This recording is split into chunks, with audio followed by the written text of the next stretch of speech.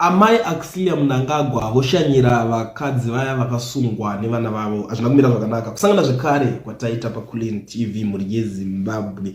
Kana uchangotanga kusvika panapa iri first time yako, gara wasubscribe, comment, like, share, ndoramba ndichidzoka nema updates. Nhasi ndiri kuuya nenyaya panapa yandiri kuona avo First Lady Axilia, Dr. Axilia Mnangagwa vari kunze vashanyira madzimai vakasungwa vari mujeri. Asi vanhu havasi kufara neizvozvo, vanhu vari kukomplaina zvakanyanya. So asi pachirongwa chavo pakushanyira vanhu vakanoshanyira vachivadzidzisawo utsanana, vachitaura kuti tichazokuitirai. Kune vanoda kudzidziswa kutrainwa something, garai mataura. Kana mune maprojects amuri kuda, garai mataura so that toona kuti tobatsirana sei.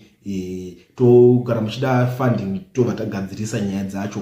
Ndo dzimwe dzenyaya dzavanga vafambira ikoko. Asi vanhu vakawanda vemuZimbabwe havana kuzvifarira kuenda kwavakaita ikoko, vachitanga kupindura because nyaya yanga yabuda paThe Herald Zimbabwe. Vanhu vakatanga kupindura zvakasiyana siyana. Vari kuti they set the house on fire. Now we must thank them for pretending to extinguish the fire. Kutosmaila pane zvinobudisa musodzi kudai. Codated to the last number. That kid is not the only one in jail and should never been in jail.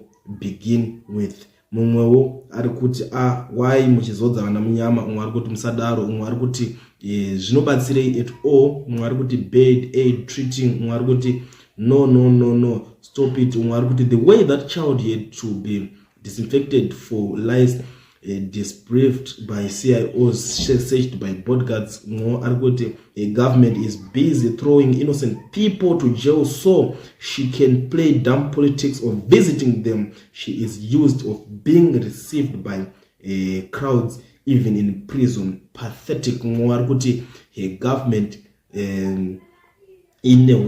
why are they doing that? Zvinhu zvakawanda zviri kutaurwa nevamwe vari kuti it's better kuti mubuditse vana ivavo pane kuti muende muchida kunoplaya chigood Samaritan. Asi vamwe vacho muchiziva kuti vakasungirwa zvenyaya dzisinganyanyise kusungisa kana kuti nyaya dzematongerwo enyika. Ndo zviri kutaurwa nevanhu vakawanda vachikomenda oni nyaya yekuenda kwakaita First Lady amai Axilia Mnangagwa kujeri kunosangana nemadzimai vakasungwa ikoko. Ndo imwe yenyaya zvekare ndakakubatira muri yeZimbabwe kusaziva kuti imimi muri kuiona sei. So ndakangokumbirisa comment section yakavhurwa, mogara mandiudza mafungiro enyu, then obva like this video.